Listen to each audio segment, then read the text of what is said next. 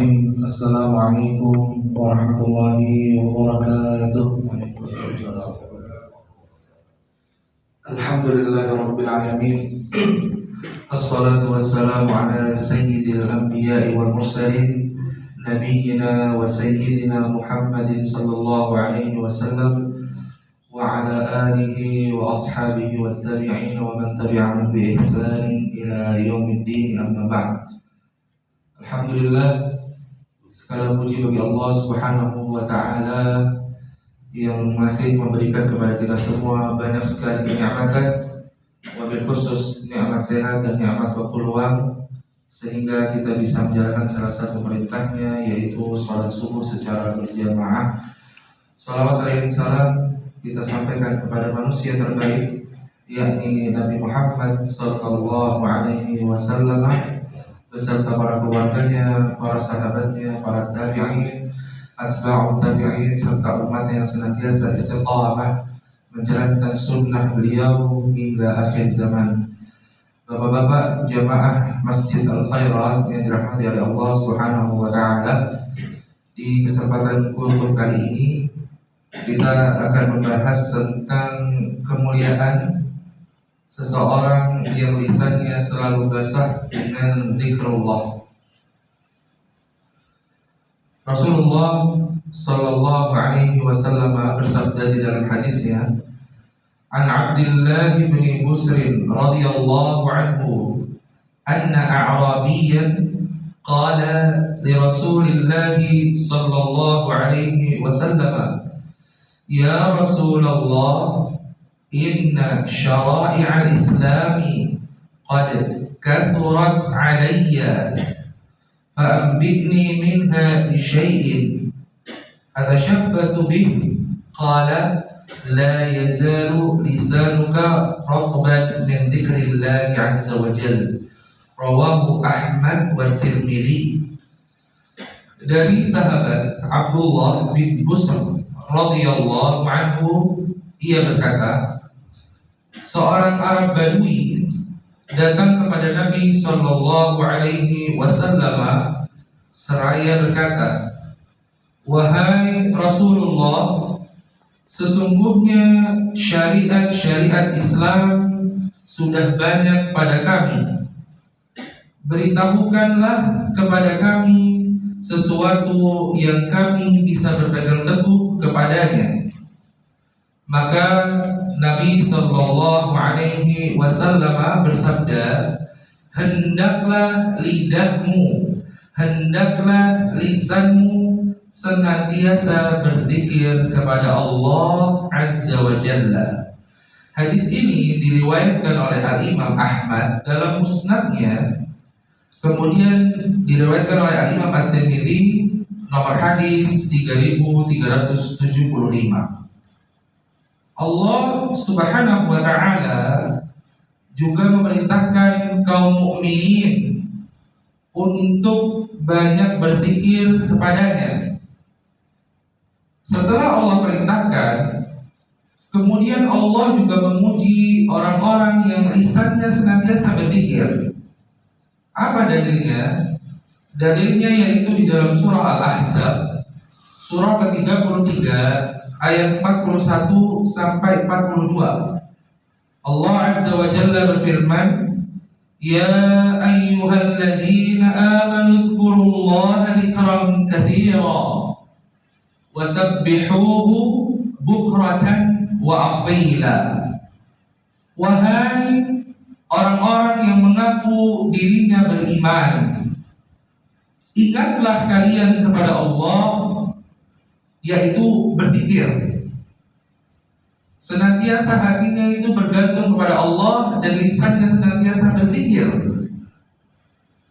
Karena dengan mengingat namanya dengan sebanyak-banyaknya dan bertasbihlah kepadanya di waktu pagi dan petang.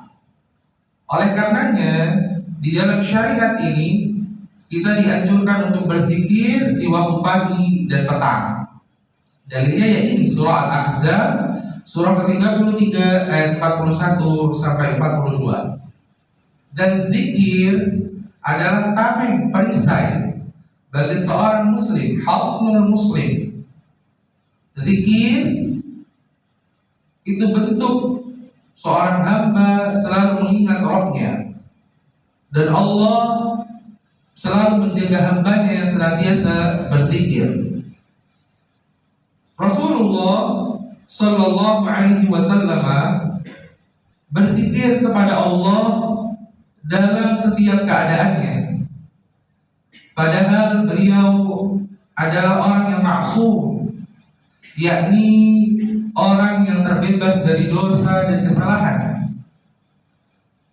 Ini adalah bentuk uswah wa qudwah, yakni suri tauladan bagi umatnya.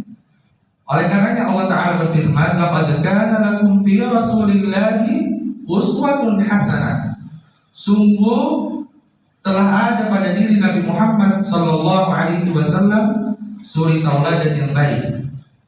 Maka Nabi kita lisannya tidak berhenti dari zikir, dan kita sebagai umatnya mengikuti beliau, ittiba', mengikuti beliau dalam kehidupan sehari-hari. Sayyidah Aisyah radhiyallahu anha berkata, "Kana Nabi sallallahu alaihi wasallam yadhkurullah ala kulli ahyani." Kata Sayyidah Aisyah, yang mana beliau adalah istri dari Nabi sallallahu alaihi wasallam, beliau adalah ummul mukminin. Beliau berkata, adalah Nabi sallallahu alaihi wasallam selalu mengingat Allah dalam setiap keadaannya. Maksudnya di dalam kehidupannya Nabi senantiasa berzikir kepada Allah Azza wa Jalla. Dan salah seorang dari 7 orang yang dinaungi oleh Allah Subhanahu wa Ta'ala dalam naungannya pada hari kiamat, yang mana pada hari itu tidak ada naungan selain naungan Allah. Di antaranya adalah sabda Nabi sallallahu alaihi wasallam, "Wa rajulun dzakarallaha khaliyan fafadat 'ainahu." Yaitu salah seorang laki-laki yang berzikir kepada Allah tatkala dirinya bersendirian, kemudian meneteslah air matanya, berlinanglah air matanya karena takut kepada Allah. Misalkan bapak-bapak sedang di ruangan, di sebuah ruangan, setelah sholat tahajud tidak ada yang melihat, kemudian beristighfar, summa ba'da dzalik meneteslah air matanya, maka akan mendapatkan naungan dari Allah Subhanahu wa Ta'ala di hari yang tidak ada naungan kecuali naungan Allah Jalla wa Ala. Dan dengan berzikir, hati seorang hamba akan menjadi tenang. Allah Ta'ala tegaskan dalam firman-Nya, "Ala bi dzikrillahi tatma'innul qulub, alladzina amanu wa tatma'innu qulubuhum bi dzikrillah. Ala bi dzikrillahi tatma'innul qulub." Yaitu orang-orang yang beriman dan hati mereka menjadi tentram dengan mengingat Allah.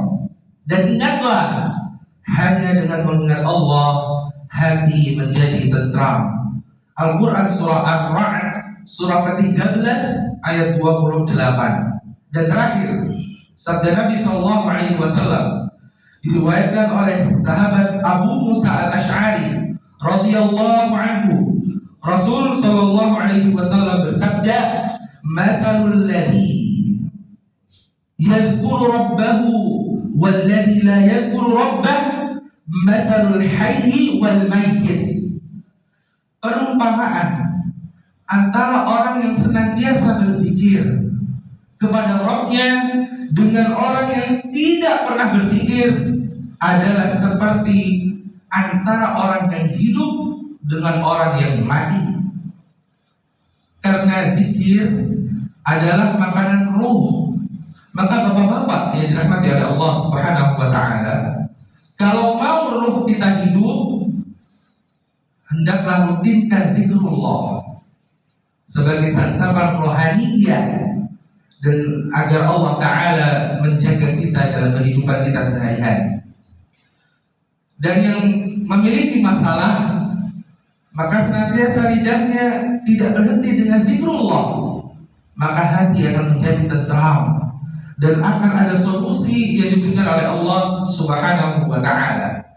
Dan tadi di dalam firman Allah bahwa orang yang senantiasa berzikir, dia akan mendapatkan cinta Allah dan diberikan naungan pada hari kiamat kelak, yang mana pada hari itu tidak ada naungan kecuali naungan Allah Subhanahu wa Ta'ala. Semoga yang sedikit ini membawa manfaat bagi diri saya pribadi dan jamaah semuanya, dan bisa diamalkan dalam kehidupan sehari-hari.